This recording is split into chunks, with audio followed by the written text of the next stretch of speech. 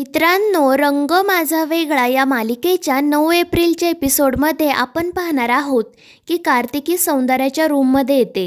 त्या दोघीजणी गप्पा मारत असतात. कार्तिकी वेगवेगळे प्रश्न सौंदर्याला विचारत असते आणि सौंदर्या त्यांची उत्तरं देत असते.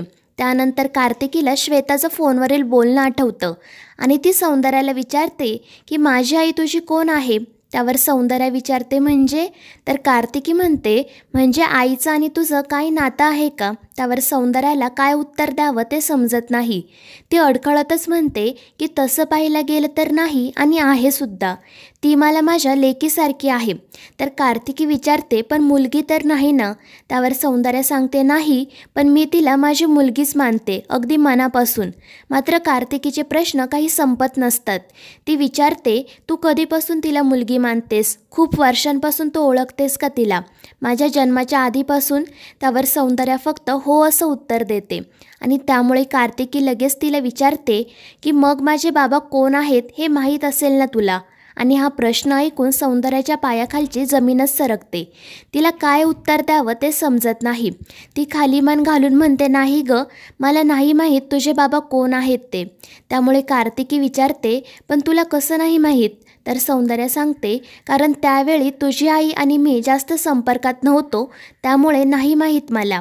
त्यामुळे कार्तिकी मात्र नाराज होते. मात्र त्यानंतर ती पुन्हा सौंदर्याला विचारते की मग श्वेता आंटी माझ्या आईची बहीण आहे का. आणि हा प्रश्न ऐकून सौंदर्याला धक्काच बसतो. ती म्हणते पण तू हे का विचारत आहेस.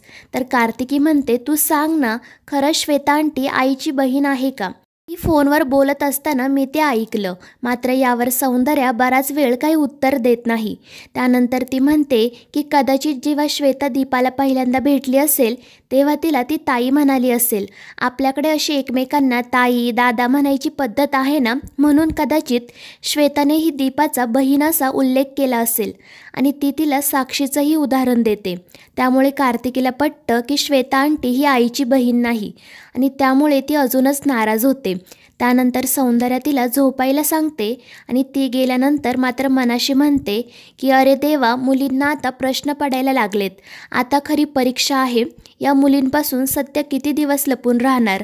कधी ना कधी हे सगळे गुंते त्यांना कळणार आणि त्यावेळी हे सर्व सावरून घेण्याची ताकद मला दे विठोबा. तर दुसरीकडे दीपिका चित्र काढत असते, पण ती ते पूर्ण न करताच ठेवून देते. दीपा तिला काय झालं म्हणून विचारते, तर दीपिकाला खूप कंटाळा आलेला असतो. त्यानंतर ती दीपाला विचारते की कार्तिकीचं कोणतं सॉफ्ट टॉय आहे का. त्यावर दीपा सांगते नाही ग, सॉफ्ट टॉय खूप महाग असतात ना, त्यामुळे मी कधी घेतला नाही तिच्यासाठी आणि तिनेही कधी मागितला नाही. पण तू का हे विचारत आहेस. त्यावर दीपिका म्हणते की आंटी माझ्याकडे खूप सॉफ्ट टॉयज आहेत, पण माझा फेवरेट सॉफ्ट टॉय एकच आहे, ऑलिव्ह. त्यावर दीपा विचारते म्हणजे ऑल्या का ग, कार्तिकीने मला एकदा सांगितलं होतं. त्यावर दीपिका म्हणते मी तिला किती वेळा सांगितलं की तो ऑलिव्ह आहे, ऑल्या नाही, पण ती ऐकतच नाही. त्यावर दीपा हसून म्हणते तुझा ऑल्या आता कार्तिकीजवळ असेल, त्याला एकटं वाटत नसेल आणि तू त्याची आठवण काढत आहे हे सुद्धा त्याला समजलं असेल. त्यावर दीपिका मनाशी म्हणते मी डॅडाची सुद्धा रोज आठवण काढते, त्यालासुद्धा समजलं असेल का मी त्याची आठवण काढते येते, पण मी तिकडे जाऊ शकत नाही. आणि त्यानंतर ती तिच्या विचारांमध्येच हरवून जाते. त्यानंतर दीपा तिला सांगते की कार्तिकीचा फेवरेट सॉफ्ट टॉय आहे तिची आई.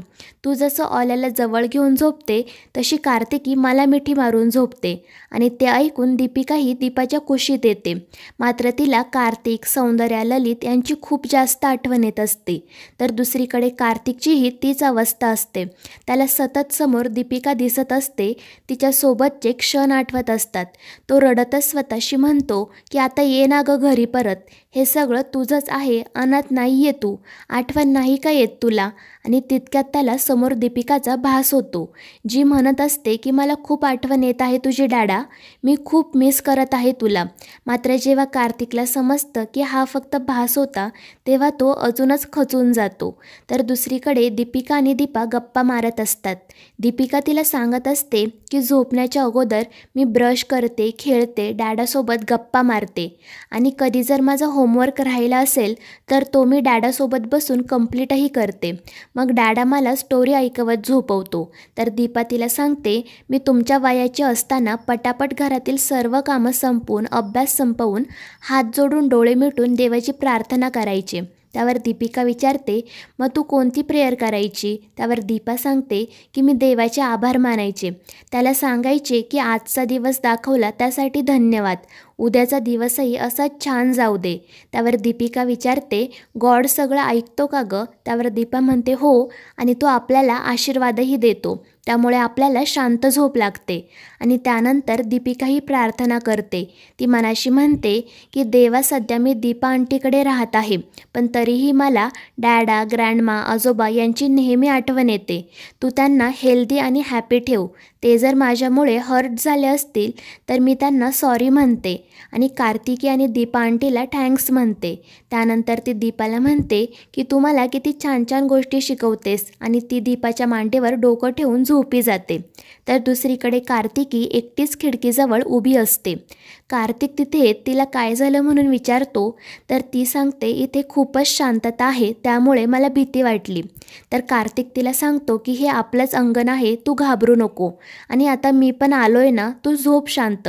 पण कार्तिकी त्याला विचारते की मी खाली जमिनीवर झोपू का? बेडवर झोपायची मला सवय नाही. त्यामुळे कार्तिक खाली जमिनीवर सतरंजी अंथरतो आणि कार्तिकीला त्यावर झोपवतो. मात्र तिला झोप येत नसते. ती कार्तिकला सांगते की आईने मला जवळ घेऊन थोपटलं की तरच मला झोप लागते, पण आता तर इथे आईसुद्धा नाही. त्यामुळे कार्तिक तिला सांगतो की तो ऑल्याला जवळ घेऊन झोप. दीपिकासुद्धा त्याला मिठी मारूनच झोपायची. आणि त्यानंतर कार्तिकी ऑल्याला जवळ घेऊन झोपते. तर कार्तिक तिला थोपटवत तिच्या जवळच बसून राहतो. मात्र तो मनाशी म्हणतो की दीपाने मला फसवलं म्हणून मी तिच्याशी संबंध तोडले, आणि आज मात्र मी तिच्याच मुलीला थोपटतोय आणि माझी मुलगी तिच्या कुशीत झोपली असेल. जर आमच्यामध्ये दुरावा आला नसता तर आज आमचंही असंच कुटुंब असतं. तर मित्रांनो, या मालिकेच्या पुढील भागांमध्ये आपण पाहणार आहोत, कार्तिकी खेळत असताना तिचा धक्का कमल्याला लागतो आणि त्यामुळे कमल्याच्या हातातील काचेचा ग्लास खाली पडतो आणि फुटतो. त्यामुळे श्वेता खूपच चिडते. ती त्या सर्व काचा कार्तिकीला साफ करायला सांगते आणि कार्तिकी ते सर्व साफ करत असताना श्वेता मात्र तिचा व्हिडिओ काढते आणि त्यानंतर ती तो व्हिडिओ सगळीकडे व्हायरल करते. तो व्हिडिओ पाहून काही संघटना इनामदारांच्या घरी येतात आणि सौंदर्यावर आरोप करतात की तुम्ही गरीब मुलीचा छळ करत आहात, तिच्याकडून कामं करून घेत आहात. मात्र इतर कोणालाही नक्की काय झालं आहे ते कळत नाही. त्यानंतर त्या महिला तो व्हिडिओ सौंदर्याला दाखवतात आणि तिला सांगतात की हा व्हिडिओ आम्हाला एका बाईने पाठवला आहे, दीपा देवकुळे तिचं नाव, आणि त्यामुळे सर्वांनाच मोठा धक्का बसतो. तर मित्रांनो, आता श्वेताचं हे कारस्थान सर्वांसमोर येणार की नाही हे पाहणं रंजक ठरणार आहे. या मालिकेच्या पुढील भागांच्या अपडेटसाठी आपल्या चॅनलला सबस्क्राईब करा.